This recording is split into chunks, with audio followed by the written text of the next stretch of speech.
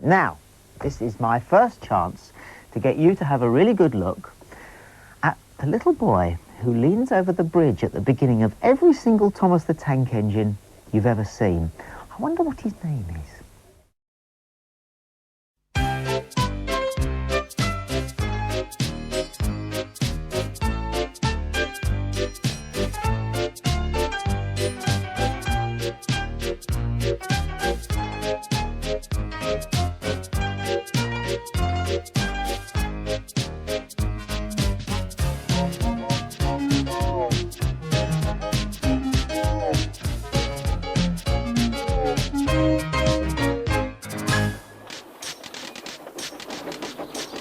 Thomas the Tank Engine loves his branch line.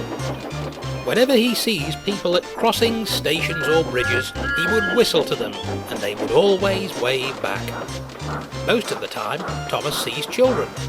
They like watching him puffing along with Annie and Clarabelle. "It's nice when they wave back," says Thomas. "Everyone is so friendly." But one day, while Thomas was collecting passengers, some children arrived on the platform. "Pooh!" said a little boy. "What's that funny smell? It smells like fish, don't it?" Thomas was cross. Not long ago, he had taken fish from the river by mistake, which had given him boiler ache. "It's not funny," he huffed. "Fish can be very uncomfortable for an engine." "Well, you shouldn't have been so careless, should you?" said the boy rudely, and all his friends laughed. Heh heh heh heh. Thomas fumed away. Later, he saw some children on a bridge. "Peep, peep, hello," he whistled. But then he saw the rude little boy again. "There he is," he shouted. "It's old Fish Tank.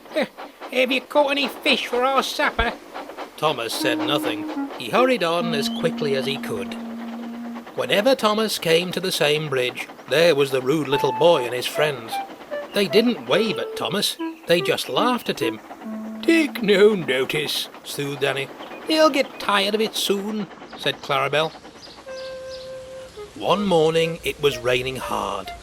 Thomas wanted to stay in the shed, but his driver had said, "No, how would our passengers manage without us?"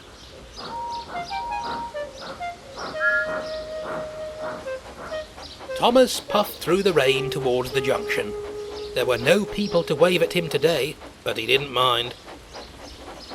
"At least that rude little boy won't be out in this weather," he told himself. But as they neared the station by the river, he saw the children beside the line. They were waving and shouting, "Stop! Stop!" Thomas's driver stopped the train. "What are you doing here?" he asked sternly. "You can't play on the railway line." "We're not playing," said the children. "We need help. One of our friends has fallen in the river. We can't get him out on our own." Thomas's driver and fireman acted quickly. They told the guard what had happened, then they found some rope and went to the bridge.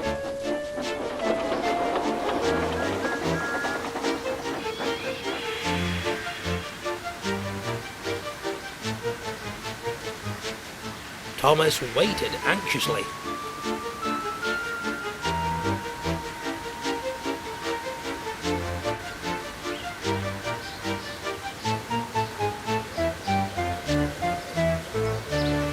It wasn't long before they returned with a very wet, unhappy little boy. Then Thomas realised it was the rude little boy who had teased him. "We need to get him to the next station," said the driver. "He's very cold." "I won't go," huffed Thomas. "It serves him right for being rude." Annie and Clarabelle were shocked. "You're being rather rude yourself," scolded Annie. "And what about our passengers?" added Clarabelle. "They'll be late if we don't leave." Thomas remembered this, and he was sorry at once. The guard helped the children onto the train, and they set off again. When they reached the station, they brought out a blanket and a hot drink to keep the boy warm. "Thank you, Thomas," shivered the little boy. "I'm sorry I teased you." "That's all right," smiled Thomas.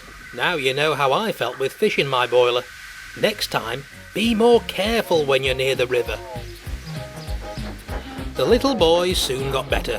He doesn't tease Thomas anymore. Now he stands by the bridge and waves to him as he passes by, and Thomas always whistles hello in return.